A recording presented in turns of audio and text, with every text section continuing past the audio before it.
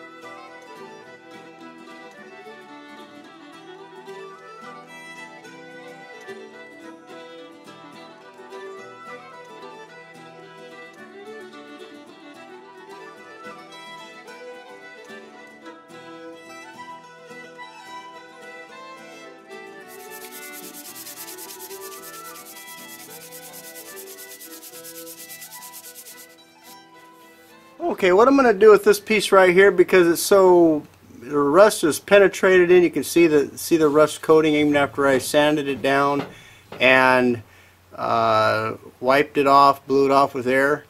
And so the black that you can see right there, the shiny metal obviously is down to metal, but the part there where you see where the black is and actually the light brown, that is actually pitting, where the iron is, the rust is actually permeating the metal and causing the metal basically, well, to decay. And so what I'm going to do is I'm going to treat the top of this, well, I'll wipe the whole thing down, just kind of a green looking material.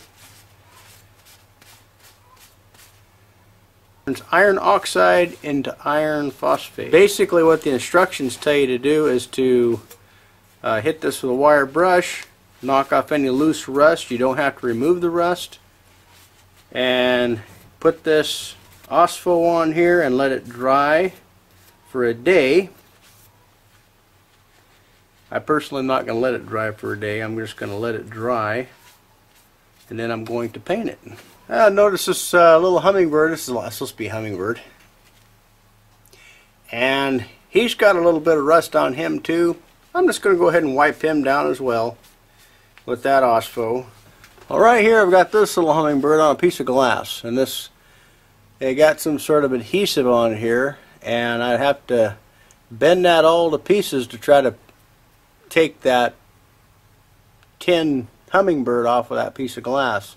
So what I'll do is I will tape over top of this and carefully cut around the shape of the hummingbird in order to apply a finish on that.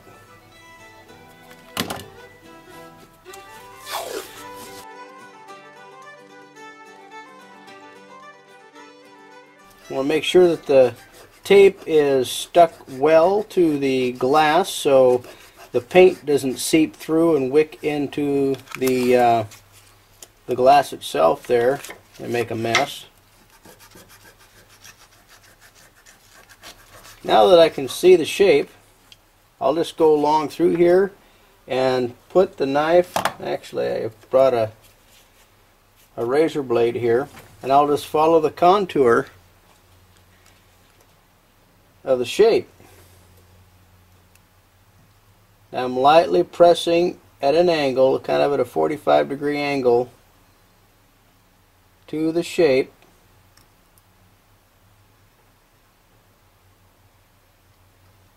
And just cutting right on the metal.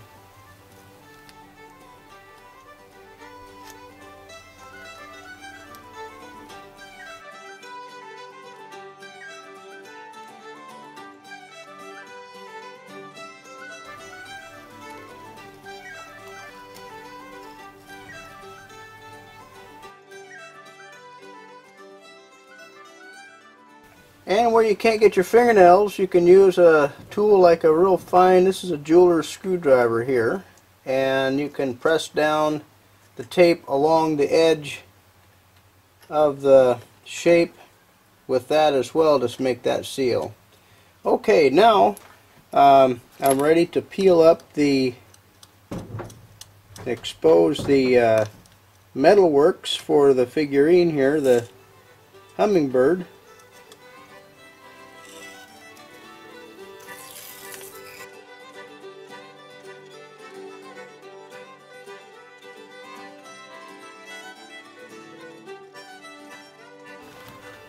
Okay, so that's ready to paint. Okay, what I have here is a little piece of form wire, and what I'll do is I'll hang or suspend the chimes from this form wire. Now you'll notice, and I'll have to remember this when I go to assemble this, put this all back together again, that these are all different lengths, and they kind of go in a spiral format when they're suspended from that little rusty flower I just got sanding down not too long ago. So I'll try to put these in order. Now I can just suspend these at equal intervals apart and go ahead and paint those up. You probably couldn't see this very well, but this hook is badly rusted up, so I'm just going to replace it with another one. I'll form this to fit.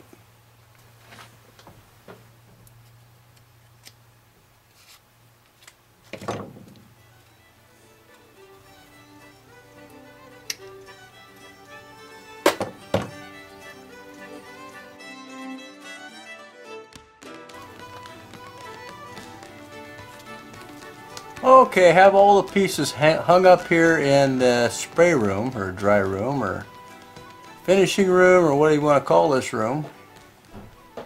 And I suspend them so it's easy to spray all sides of the project.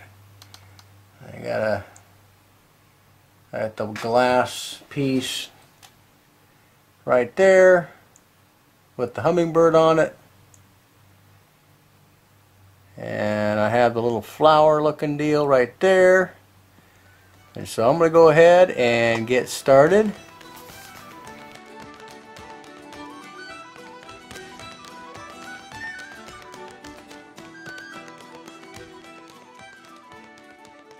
Okay guys, I'm back out here in the shop, and the green paint's set up enough to where I can start adding a little bit of color to these to make them a little more interesting. So here's what I'm doing now. I got a few little bright colors. I got some yellow and I got some brighter red and different things I was gonna throw on here. You can see what I did with the yellow already. And as normal, I forgot to turn the camera on when I was doing that. I just spray a little bit of spray paint in a disposable container. I replaced the windshield wipers in my pickup the other day, so I just got some plastic from that. And I just go along and very lightly take a brush and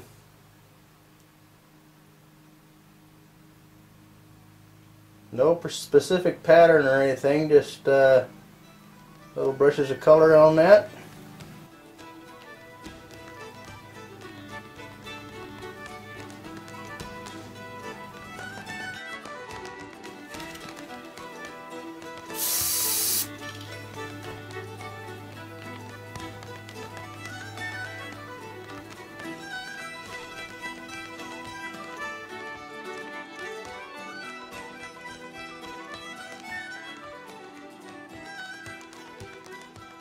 paint is dry enough to where I can handle the different components now, and so now I just have to remember how it all goes back together. It might not be exactly the same as the way I took it apart, but somewhere close. Hopefully it'll make noise.